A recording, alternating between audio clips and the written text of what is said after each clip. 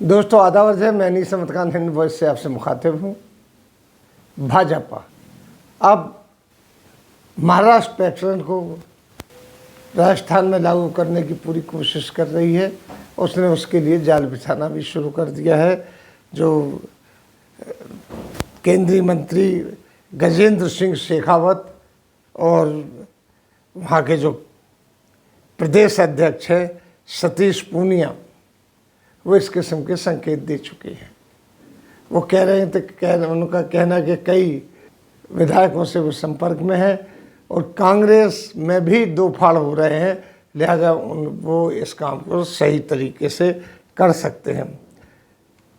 और फिलहाल गहलोत जी की जो सरकार है वो जुगाड़ से चल रही है। जो पूर्व प्रदेश अध्यक्ष हैं अरुण चतुर्वेदी, वो ये भी कह रहे हैं कि कांग्रेस में अंतर्कलह चल रहा है, उसका फ़ायदा हमें मिलेगा। वहाँ मंत्री और विधायक एक साथ नहीं बैठते हैं, संघर्ष चल रहा है राजस्थान में, टूटने की कगार में है। इससे पहले भी भाजपा एक बार कोशिश कर चुकी है, लेकिन वो फ्लॉप हो चुकी है। महेश जोशी जो गहलोत के मंत्री हैं, उन्होंने कहा कि ये ख्याली पुलाव है, ये मुंगेरी लाल के हसीन सपने हैं, ऐसा कम से कम राजस्थान में नहीं हो सकता है। भाजपा के पास 70 विधायक हैं। राज्यसभा के चुनाव में वो देख चुके हैं, कांग्रेस को 126 विधायकों का समर्थन मिला था, जिसमें 108 कांग्रेस के थे, 13 निर्दलीय थे, एक आरएलडी का था, 2 सीपीएम के थे, 2 बीटापी के थे और 126 विधायकों का उनको समर्थन इस तरीके से मिल चुका था और उन्होंने भाजपा को बुरी तरीके से शिकस्त दी थी। इसके पहले पायलट के साथ मिलकर उन्होंने इस तरीके के चक्र भी रचा था, जिसको गहलोत ने बुरी तरीके से तोड़ दिया था। गहलोत ने एक प्रेस कॉन्फ्रेंस में ये भी आरोप लगाया था कि जिन विधायकों को तोड़ा था उनको 10-10 करोड़ रुपए पहले ही दे दिए गए थे और कहा था कि बाद में उनको 90 करोड़ रुपए दिए जाएंगे। ये अभी हाल में ही उन्होंने राजस्व उद्घाटन किया था, जब महाराष्ट्र का क्राइसिस चल रहा था। उससे ये पता लगता है कि ये लोग खुल के पैसे का लेन देन करते हैं। इसकी बागडोर आप जानते हैं कि सीधा सीधा हमारे गृह मंत्री के हाथ में होती है और वो गृह मंत्री के हाथ में प्रधानमंत्री के कहने से ही होती है। वो बिल्कुल वही करते हैं जो प्रधानमंत्री चाहता है। प्रधानमंत्री इस तरीके से जुगाड़ आजकल जुगाड़ लगा ही रहे हैं, क्योंकि वो क्यों लगा रहे हैं, देश को क्यों इस्टेब्लिश कर रहे हैं, डिसएस्टेब्लिश कर रहे हैं। अच्छी तरीके से राजनीति चल रही है, वो अपना कुर्सी संभाले हुए है, उनके कार्यकाल ठीक ठाक चल रहा है, लेकिन वो उन सब चीज़ों पे पर्दा डालना चाहते हैं मोदी जी, जो नहीं कर पा रहे हैं। जिस तरीके से अभी हाल में ही वो अग्निपथ योजना लाई, जिसका ज़बरदस्त विरोध हो रहा है। हालांकि उन्होंने उसकी भर्ती भी शुरू कर दी है, तब भी खाप पंचायत की तरफ से विरोध चल रहा है। अब देखते हैं उस भर्ती में कितने लोग आते हैं, कितने आवेदन देते हैं, कितने सिलेक्शन किए जाते हैं। इसी के साथ महंगाई, बेरोजगारी आप सब लोग देख ही रहे हैं किस तरीके से बुरी तरीके से त्राही कर रहे हैं। बेरोजगारी का ग्राफ सबसे ज़्यादा है। आज़ादी के बाद से अब तक इतना बेरोजगारी कभी नहीं हुई। और इसके साथ ही 2 साल तक जो बंद रहे स्कूल कॉलेजेस कोविड के दौरान, उनकी पढ़ाई भी ऐसी चल रही है कि जिनमें बच्चों को कुछ नहीं आता। शिकायतें आ रही हैं बच्चों की तरफ से, उनके पेरेंट्स की तरफ से, कि वो अपना कोर्स कैसे पूरा करें। क्यों ऐसा हो रहा है कि बसेज नहीं चल रही हैं उनको ले जाने के लिए, स्कूलों में टीचर्स की उपलब्धि नहीं है इतनी ज़्यादा। इसके साथ ही खजाने में भी कमी होती चली जा रही है। लेकिन हमारी बीजेपी सरकार जो है केंद्र की, उसको इसकी फ़िक्र नहीं है। उसको फ़िक्र है कि वो किस तरीके से सरकारें गिराएं। जो पैसा वो इकट्ठा किए हुए हैं, कई ज़रिए से इकट्ठा किए हुए हैं, वही ज़रिए सब लोग जानते हैं किस तरीके से इकट्ठा होता है पैसा। और अभी जो बीजेपी के फंड में पार्टी उससे ज़्यादा पैसा इकट्ठा हुआ है।